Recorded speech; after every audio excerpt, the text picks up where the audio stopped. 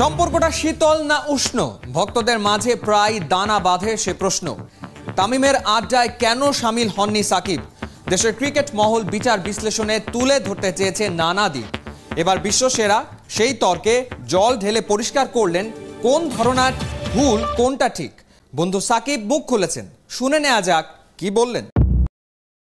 যে আমি সাকিব যখন বাংলাদেশ টিমের জার্সি পরি, একটা মাঠে যখন আমি নামি, if I am giving my best, he is giving his best.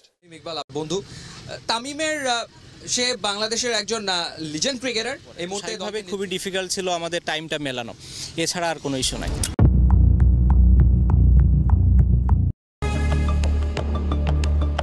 Shakib তামিমের দ্বন্দ্বটা এতদিনে ছিল ওপেন সিক্রেট। হাটে হাড়ি ভেঙে দিয়েছেন বিসিবি সভাপতি। সাকিব তামিম দ্বন্দ্বের খবর এখন প্রকাশ্যে। আসলে দ্বন্দ্বটা কিসের? কেনই বা দুই বন্ধু এখন চিরশত্রু? নানা প্রশ্ন দানা বেঁধেছে সবার মধ্যে। ঘটনার পেছনে থাকে আরেক ঘটনা, সেটাই খুঁজে বের করার চেষ্টা করেছে বিডি ক্রিক টাইম।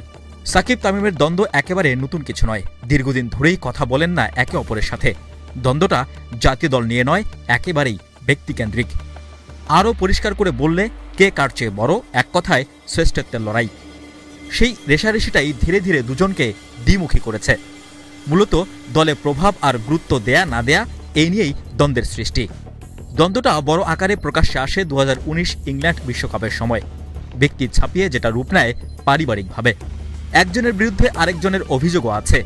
কিছু পারিবারিক বিষয় থাকলেও থাকতে পারে, আবার কিছু অভিযোগ এরকমও আছে যেগুলো দল সংক্রান্ত, যার বলি হতে হচ্ছে অন্যান্য ক্রিকেটারদের, পরিবেশ নষ্ট হচ্ছে জাতীয় দলের ড্রেসিং রুমের।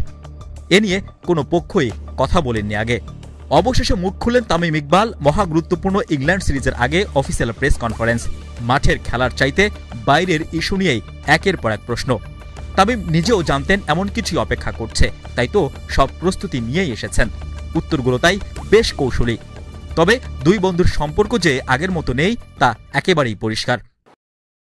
যে আমি সাকিব যখন বাংলাদেশ টিমের জার্সি পরি, একটা মাঠে যখন আমি নামি, if I am giving my best, he is giving his best.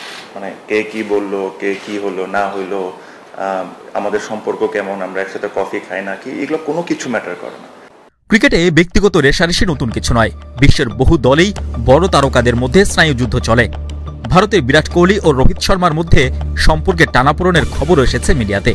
England Australia জাতীয় দলেও ক্রিকেটারদের মধ্যে ব্যক্তিত্বের সংঘাতের খবর বেরিয়েছে বহুবার, কিন্তু সেটা বৃহৎ আকারে দলে কোনো প্রভাব ফেলেনি। বাংলাদেশের ক্রিকেটে ব্যক্তিত্বের সংঘাত যেভাবে দলাদলিতে রূপ নিয়েছে, সত্যিকার অর্থেই অনেক বেশি শঙ্কার কারণ। বেশ কয়েকবার চেষ্টা করেও ফাটা সম্পর্কে প্রলেপ দিতে পারেনি টিম ম্যানেজমেন্ট। বলতে গেলে হাল ছেড়ে দিয়েছে সবাই। টাইগার ক্রিকেটের আইডল তারাই যদি বাজে কোনো নজির রেখে যান, আদতে বাংলাদেশ ক্রিকেটের এই ক্ষতি বই কি?